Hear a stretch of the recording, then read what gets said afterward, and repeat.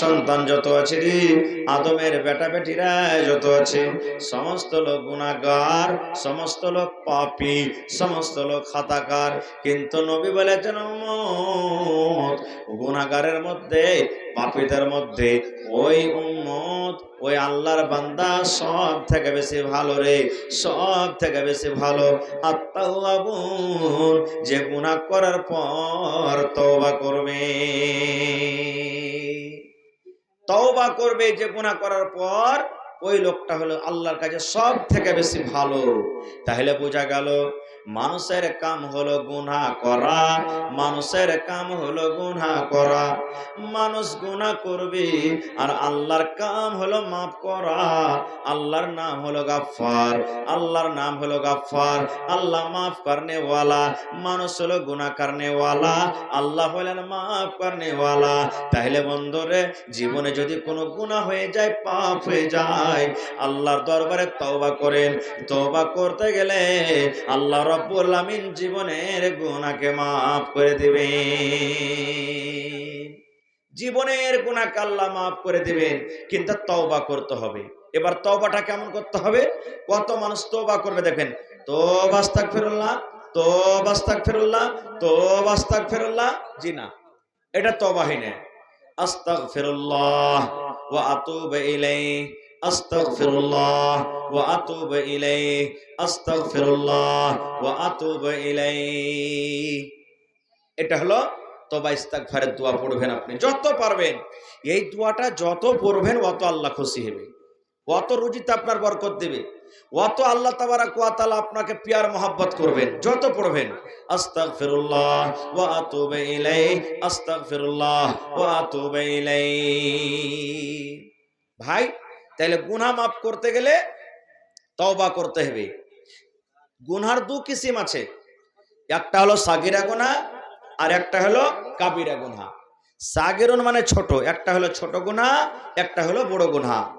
ছোট গুনার জন্য তওবা শর্ত নেই, আমার আমলে আল্লাহ মাফ করে দিবেন। যেমন ছোট গুনাহ হয়ে গেল, সাগিরা গুনাহ হয়ে গেল, নামাজ পড়বেন আল্লাহ গুনাহ মাফ করে দিবেন, রোজা রাখবেন আল্লাহ গুনাহ মাফ করে দিবেন। আল্লাহ রাব্বুল আমিন নামাজ পড়তে গেলে গুনাহ মাফ করে দিবেন। সাগিরা গুনাহ হয়েছে, জীবনে ছোট গুনাহ হয়েছে, ওযু করবেন গুনাহ মাফ হয়ে যাবে। ওযু করার কারণে আল্লাহ রাব্বুল আমিন আপনার গুনাহ মাফ করে দিবেন। এগুলা হলো আমল। যেমন নবী বলেছেন, তুমি তাহাজ্জুদের নামাজ পড়ো, তোমার গুনাহ মাফ হয়ে যাবে। তুমি কোরআন তেলাওয়াত করো, তোমার গুনাহ মাফ হয়ে যাবে।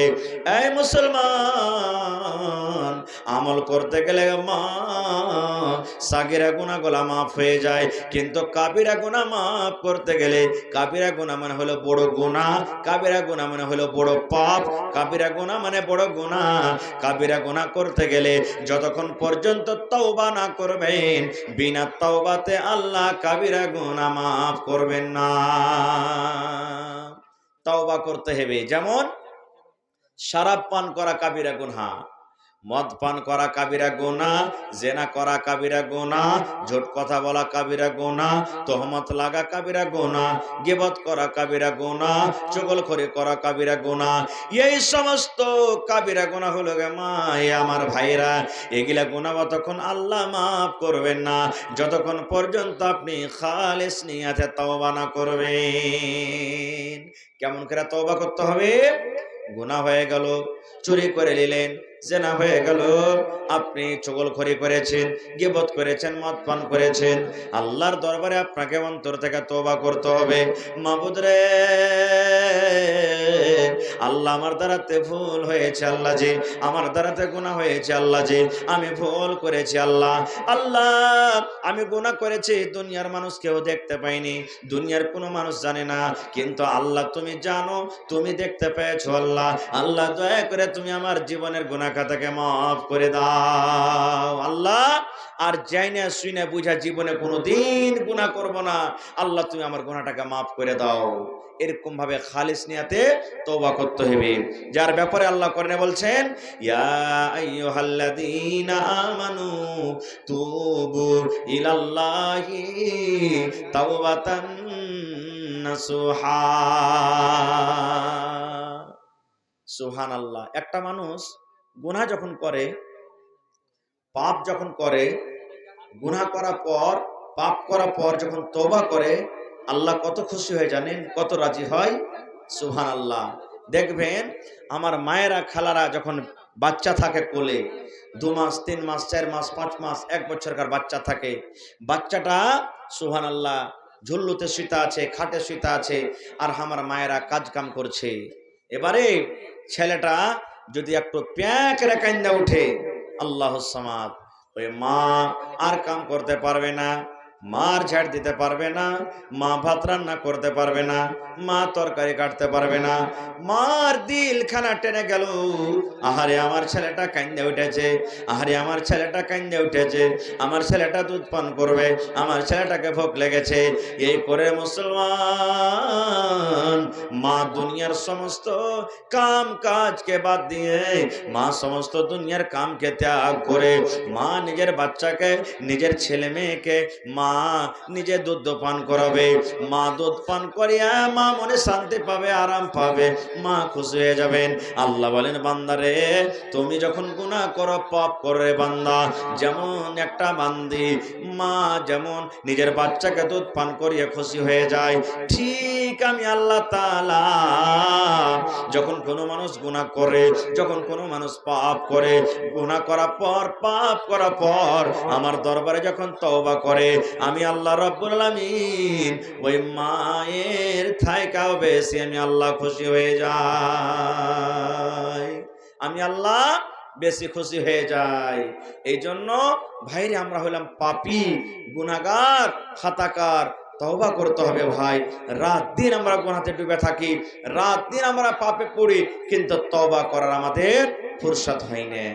আর একটা গুনাহ বলি ভাই, চুরি করেছেন, তওবা হয়নি, দুনিয়া ছেড়ে চলে যাবেন, আল্লাহ ইচ্ছা করতে গেলে মাফ করবেন, আল্লাহ ইচ্ছা করতে গেলে সাজা দান করবেন।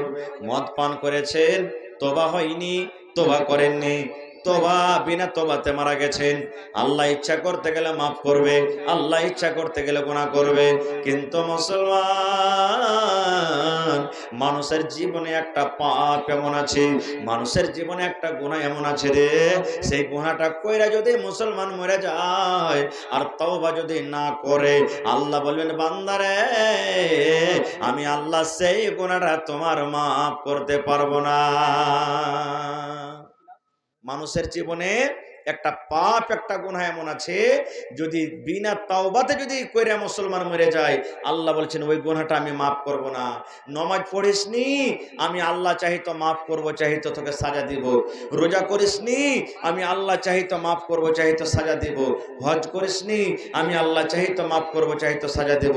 কিন্তু বান্দা তুমি যদি শিরিক করে মরে যাও, আমি আল্লাহ এটা গুনাহ মাফ করব না। শিরিকের গুনাহ বিনা তওবাতে মাফ হয় না। শিরিকের হালাতে যদি কোনো মানুষ মরে যায়, আল্লাহ বলছেন এটা আমি মাফ করব না। এর প্রমাণ আল্লাহ তাআলা কোরআনে বলেন, ইন্নাল্লাহা লা ইয়াগফিরু আন ইউশরাকা বিহি ওয়া ইয়াগফিরু মা দুনা যালিকা লিমান ইয়াশা।